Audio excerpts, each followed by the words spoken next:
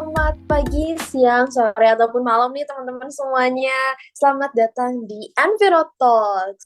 Kenalin, gue Salven, dan gue seneng banget bisa ada di sini karena di podcast kita hari ini kita bakal membahas tentang suatu hal yang seru dan mungkin familiar untuk teman-teman semuanya nih karena kita kan udah hidup di revolusi industri 4.0 gitu ya, di mana topik kita hari ini adalah How AI can save the planet. Wah, seru banget. Tapi jangan khawatir, gue di sini nggak sendirian karena gue ditemenin sama teman-teman gue. Boleh dong teman-teman di sini kenalin. Halo, gue Ale. Halo, gue Halim. Hai, gue Adinda. Halo semuanya, gue Fazri. Hai, Ale, Alim, Dinda, dan juga Fajri. Oke, mungkin ya untuk mengawali diskusi kita hari ini. Kita bakal ngomongin tentang sebenarnya AI itu apa sih gitu kan, secara garis besar AI itu apa, karena kita nggak mungkin kan membahas mengenai AI can save the planet tapi kita nggak tahu sendiri AI itu apa. Boleh dong Le, mungkin lo tahu nih lah tentang definisi besar dari AI itu sendiri. Wah, oke. Makasih Salve atas kesempatannya. Wah, gila sih gue ikutan semangat nih gara-gara aura lo. Gimana ya mulainya? Mungkin yang gue tahu ya selama ini AI itu kayak replikasi kecerdasan manusia. Yang mana ini tuh dilakukan secara utama oleh mesin, khususnya itu sistem komputer sehari-hari. Nah, kita bisa lihat penerapan AI ini mulai dari pemrosesan bahasa, habis itu pengenalan suara, juga pembelajaran mesin, yang mana penerapan ini tuh kita bisa lihat di Siri. Kalau misalnya kalian iPhone users ya pasti udah nggak asing sama Siri. Selain itu juga Google Assistant kalau misalnya kalian adalah Android users. Nah, tapi sebelum AI ini melakukan aktivitasnya, ada yang namanya pemrosesan data, yang mana volume besar data ini dijadikan pelatihan yang diserap oleh sistem AI, yang kemudian data-data itu diproses, diperiksa, dan lain-lain, sehingga dikorelasikan, dipolarisasi untuk membuat suatu ramalan, untuk membuat suatu rumusan-rumusan sesuai dengan algoritma tertentu gitu, yang mana nanti bisa kita pakai di masa-masa yang akan datang gitu. Nah, perlu kalian tahu juga bahwa ada 3 topik utama yang biasanya AI aplikasikan, yang mana itu mengacu pada kemampuan kognitif manusia, yaitu mulai dari pembelajaran, penalaran, juga koreksi diri, kayak gitu sih dari gue yang gue tahu ya. Oke, jadi AI itu sebenarnya dirancang selain untuk memudahkan manusia gitu ya, dia juga dirancang untuk bekerja seperti manusia gitu ya, Le, ya, di Iya, 3 bener banget. komponen abilities kognitifnya. Terus pas disuruh bawain ini tuh gue bingung, AI kan cuma digitalisasi ya, terus tiba-tiba kenapa bisa can save the planet gitu. Nah, kira-kira bisa nggak nih dielaborasiin terhadap AI sama saving the planet gitu. Kira-kira gimana tuh? Halim? Oke, mungkin gue bakal coba jawab ya menurut beberapa sumber nih yang pernah gue baca gitu, yang pernah lewat di feeds gue gitu-gitu ya, baca berita yang lewat di Twitter nih gitu-gitu. Nah, bahwa untuk saat ini tuh kontribusi AI terhadap bumi kita tuh udah lumayan banyak gitu. Misalnya di bidang manufaktur gitu, untuk mengurangi energi dan limbah tuh udah ada gitu. Jadi di beberapa pabrik gitu ya, AI ini digunakan untuk menganalisis gitu supaya nggak buang-buang energi gitu. Terus juga di lingkungan laut pun udah ada loh untuk memantau tingkat pencemaran laut gitu. Ada robot otomatis gitu loh untuk mendeteksi plastik di perairan. Nah, di kehidupan manusia kita pun udah ada gitu dengan bantuan AI ini untuk menciptakan konsep bumi digital yang transparan dan tanggap bencana yang pintar gitu, sehingga tuh kita seperti hidup di smart city gitu, Salven. Gila, keren banget ya, Smart City. Gila, kayaknya itu kayak udah deket banget gitu ya sama kita ya, tentang kehidupan yang sangat modern gitu. Terus tadi kan gue sempet denger lu mention bahwa AI bisa ngemonitor terhadap polusi laut.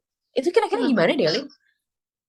Nah, jadi tuh teknologi ini dikembangkan sama perusahaan yang namanya Drazer gitu. Nah, perusahaan ini bekerja sama Clearbot. Clearbot ini tuh emang AI yang udah hadir gitu untuk polusi perairan gitu. Tapi dia ini kerjanya itu awalnya hanya cuma di danau, kanal gitu-gitu aja. Nah, untuk memperingati Hari Laut Sedunia tahun 2021 kemarin, kerjasama ini tuh untuk melengkapi untuk meningkatkan kerja si Clearbot ini gitu sehingga bisa berperforma di lautan gitu. Nah, cara kerjanya tuh gimana sih? Jadi si Clearbot untuk lautan ini dilengkapi sama kecerdasan buatan dan teknologi pembelajaran mesin gitu.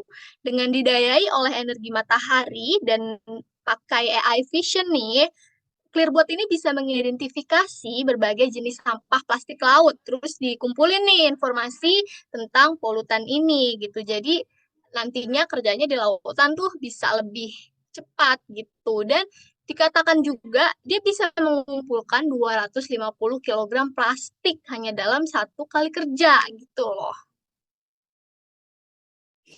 Gila-gila, keren banget ya. Apalagi kan kalau misalkan kita lihat ya polutan di laut, sampahnya gitu udah nyampur. Jadi Clearbot ini hadir untuk ibaratnya dia bisa ya, Lim ya, untuk mengidentifikasi sampah-sampah yang ada di lautan ini. Gila, itu sumpah keren banget Wow. sih ya. Kalau menurut lu, Ila, gimana nih, Ila, terhadap Clearbot ini gitu?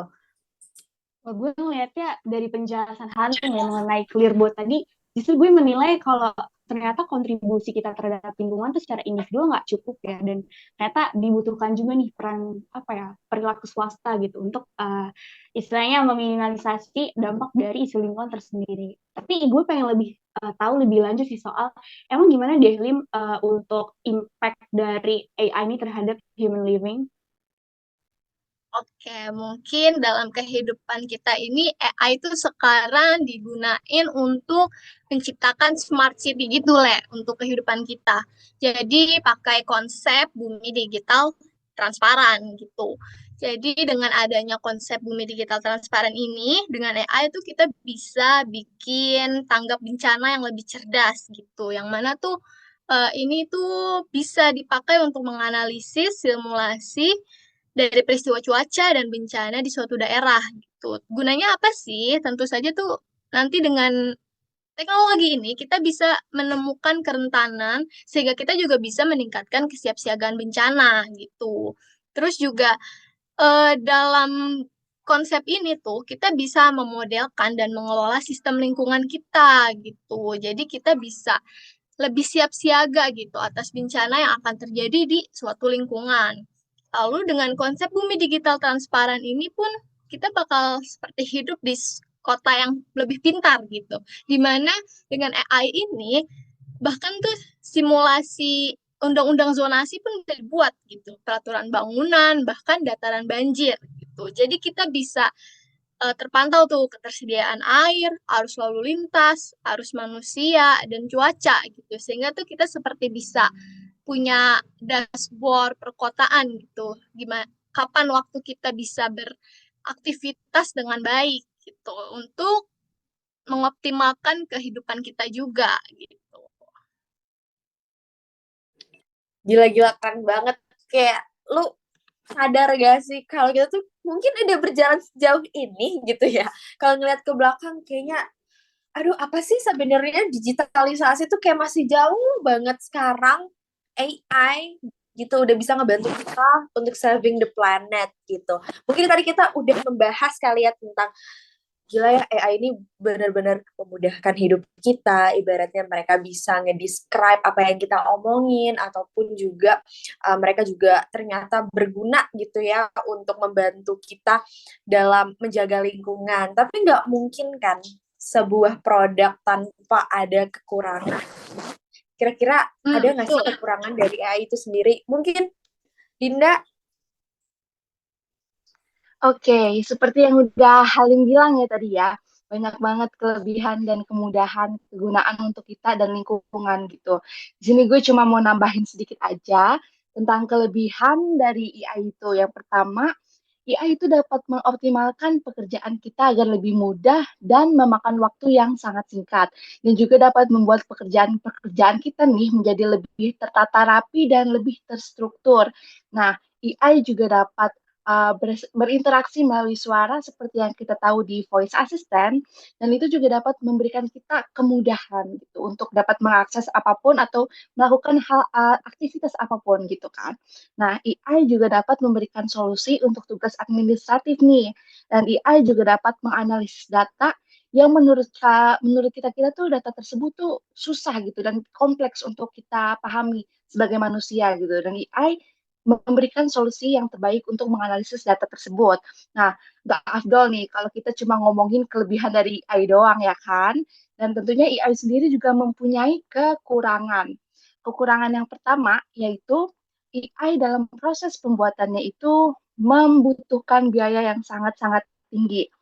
Nah, sebab itu dengan biaya yang sangat tinggi tentunya dapat menyebabkan kesenjangan antara negara maju dan negara berkembang. Nah, AI juga dapat mempersempit lapangan pekerjaan dan AI juga dapat membuat kita bergantung kepada mesin. Seperti yang kita ketahui nih ya, saat ini banyak banget orang-orang yang bergantung pada aplikasi seperti Siri, Google Maps, atau Google yang tentunya dapat membuat kita sebagai manusia merasa tergantung dengan mesin canggih tersebut dan membuat kemampuan berpikir kita nih sebagai manusia berkurang. Dan tentunya kreativitas kita juga tentunya akan berkurang gitu. Benar, berarti bukan cuma manusia doang yang punya kekurangan, ternyata AI juga punya kekurangan. Emang gak ada yang sempurna ya guys ya di dunia ini ya. Terus kalau gue sih ya, waktu itu gue sempat searching-searching juga nih tentang AI ini sendiri gitu. Akhirnya gue tuh menemukan salah satu produk dari AI ini dari kota Amsterdam di Belanda. Jadi namanya adalah Public A. Jadi dia tuh bisa nge-tracking kerumunan. Nah, terus gue bingung kan, kayak, hah, kerumunan di tracking? Terus kenapa tiba-tiba bisa jadi saving the planet? Awalnya tuh gue mikir kayak gitu. Ternyata guys, kerumunan itu juga bisa menghasilkan polusi, berbagai macam polusi, either dari polusi suara, maupun polusi udara, dan lain-lain. Jadi AI ini tuh dibuat gitu ya, AI Public AI ini dibuat untuk upaya penurunan polusi karbon maupun polusi suara. Gimana sih gitu kan cara kerjanya? Nah, jadi tuh mereka tuh cara kerjanya tuh gunain namanya counting kamera, terus mereka juga ada sensor wifi dan juga computer vision yang mana pakai algoritma artificial intelligence. Jadi cara kerjanya sistem ini tuh kayak memantau gitu dan juga memprediksi sebuah kayak besarnya kayak gimana kepadatan arah maupun kecepatan kerumunan di satu ruang publik tersebut gitu. Nah, gimana sih Public AI ini tuh berguna? Jadi Public AI ini tuh berguna untuk tracking kemacetan yang pertama. Mereka juga bisa dong pastinya nge-tracking kerumunan ataupun bisa digunakan nih sama pemerintah untuk kayak penempatan rambu-rambu lalu lintas di mana sih masyarakat tuh paling sering berlalu lalang. Jadi menurut gue itu kayak suatu hal yang oh iya keren juga ya gitu. Terus kalau misalkan nih si Public AI ini kita elaborasikan sama lingkungan gitu ya. Ini tuh bisa banget loh dijadikan acuan pembuatan alternatif kendaraan kayak public transportation, terus juga penempatan-penempatan untuk mengurangi kemacetan gitu ya. Mungkin nih Public AI ini kalau misalkan kita implikasikan ke Indonesia, ini bisa kali ya. Waktu itu kan kita juga sempat ada ya guys ya, kejadian di Kajuruan yang kita berduka banget deh gitu satu Indonesia. Jadi mungkin si AI Public AI ini bisa banget diimplementasikan untuk nge-tracking nih kerumunan-kerumunan terhadap suatu daerah, suatu tempat gitu untuk dijadikan tindakan-tindakan preventif gitu ya, supaya tidak ada hal-hal buruk yang bisa terjadi lagi gitu loh. Nah, kira-kira ada nggak sih dari teman-teman sini juga yang kayak apalagi ya AI gitu, kayak AI yang ternyata tuh bisa loh membantu kita untuk menjaga lingkungan gitu. Ada nggak guys? Nah, Mungkin iya. Fajri, Kalau dari gue sendiri, kalau dari Salven kan tadi tentang public crowd ya, untuk menjaga eh, apa namanya crowdnya dan juga untuk menjaga public transport, bla bla bla. Kalau misalnya gue ini kemarin habis nyari-nyari tentang AI yang ternyata ini bisa meminimalisir food waste gitu. Jadi kalau kalian tahu nggak sih tentang Winnow Technology? Pernah dengar nggak? belum sih gue. Belum Sama ya? sih gue juga belum. Gue Rata-rata baru pada dengar sih dari lo. belum pernah dengar ya. Nah, iya sebenarnya gue juga baru tahu ini beberapa hari lalu setelah gue research dan ternyata teknologi ini, Winnow ini eh, melacak limbah makanan secara otomatis gitu. Jadi AI-nya ini dia based on analytics dan juga dia ini ngebantu koki nentuin pemborosan makanan untuk mangkas biayanya juga, menghemat waktunya juga. Dan ini keren banget karena dia itu dampak lingkungan dan dampak sosialnya itu yang ditimbulkan ini juga lumayan banget sih. Karena dia ini mengurangi limbah lebih dari 36 juta food waste gitu yang dibuang ke TPS setiap tahunnya. Kalau menurut gue ini lumayan bener-bener lumayan banget sih. Dan juga Winnow ini bermitra dengan Hotel Hilton Tokyo Bay. Nah, tapi kurangnya juga ya karena kayak yang dimention Dinda sebelumnya, kalau AI itu ngebutuhin biaya yang lumayan besar. Jadi sebenarnya Winnow teknologi ini baru bermitra sama em, hotel-hotel yang bisa dibilang lebih eksklusif, bisa dibilang bintang 5. em, jadi dan rata-rata yang bermitra sama mereka itu negara-negara yang lebih maju gitu. Jadi minusnya di situ sih. Jadi nggak semua negara itu dapat nge-afford Winnow teknologi ini. Jadi mitra yang pertama itu Hilton Tokyo Bay di Jepang dan hasilnya ini lumayan banget karena Vino ini berhasil udah ngurangin limbah makanan sebesar 30% dari sebelumnya. Dan ini juga setara dengan penghematan lebih dari 17.000 makanan tiap tahunnya. Dan juga perusahaan catering di Guggenheimer, ISS, itu berhasil ngurangin limbah makanan sebesar 23%. Dan ini menghemat 2,6 juta dolar per tahunnya dan mengalihkan lebih dari 1 juta makanan per tahun dari TPA di 34 lokasi. Dan ini lumayan banget sih menurut gue, karena menurut gue tuh food waste ini salah satu environmental issue yang sangat-sangat krusial juga dan nggak boleh dihiraukan begitu aja gitu. Karena kan enggak semua orang mempunyai privilege untuk memperoleh makanan dengan layak gitu. Jadi kalau misalnya makanan dibuang begitu aja kan istilahnya sayang banget gitu ya dan nggak ada pengolahan yang baik gitu. Istilahnya sayang banget dan menyebabkan kerusakan pada lingkungan gitu sih, Fan. Gila bener banget sih ya, berarti si Window teknologi ini, kalau kata pepatah mah, satu kali dayung dua tiga pulau terlampau ya guys ya.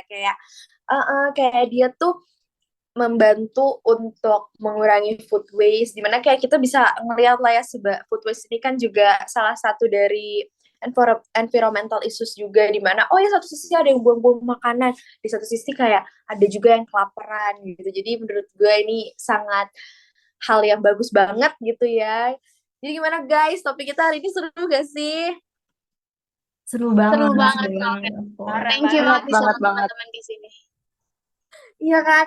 Tadi kita udah ngebahas banyak banget ya tentang definisi dari AI itu sendiri. Terus gimana sih AI itu berjalan, kayak yang tadi Alim bilang, bisa untuk nge-tracking polusi laut, atau yang Ale tadi bilang, ataupun berbagai studi kasus yang udah kita bahas nih ya tentang AI ini sendiri. Tapi ya guys ya, ini maybe this is gonna be our last question. Pertanyaan adalah, can AI truly save the planet? Nah, menurut kalian gimana nih guys? Oke, mungkin mulai dari gue dulu kali ya. Kalau bagi gue ini tuh jawabannya bakal jadi bolak-balik gitu loh. Karena gue ngeliat gap yang besar di dalam pertanyaan ini.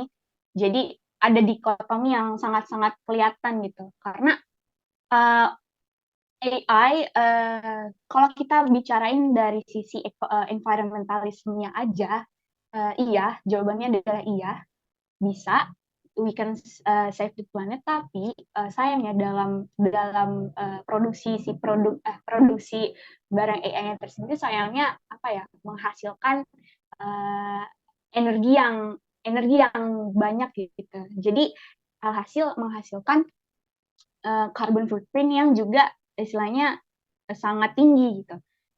Tapi secara outcome menurut gue, iya ini bisa banget untuk menyelamatkan planet kita, untuk mengatasi sisi lingkungan. Cuma ya tadi, bayarannya itu adalah di mana saat kita memproduksi barang-barang AI-nya gitu. Walau dan ditambah dari sisi psychology tadi yang Dinda mention soal gimana kita jadi istilahnya ketergantungan ke produk AI-nya.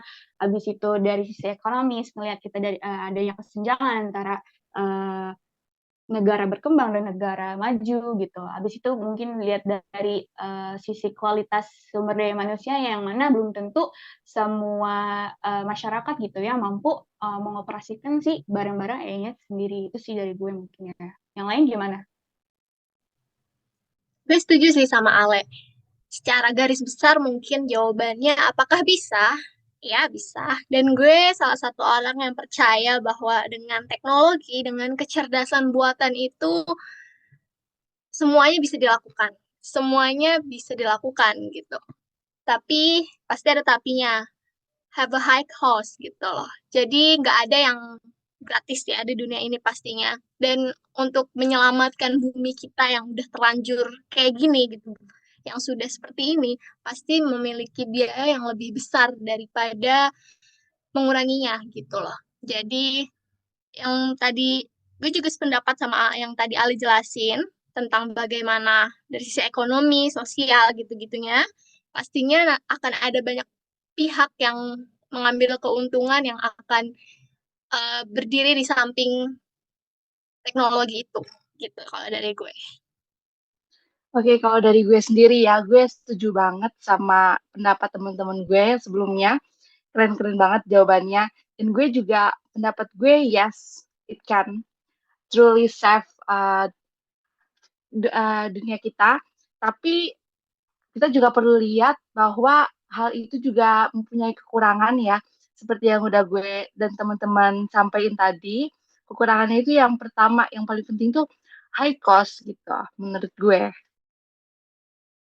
Kalau menurut gue juga, ya gue sangat-sangat setuju dengan apa yang udah dibilang tadi. Kalau butuh biaya yang, itu main concernnya sih, butuh biaya yang besar dan juga bakal ada pihak-pihak yang mengambil untung kapitalisme itu sendiri jadi ke bisnis lagi sih intinya.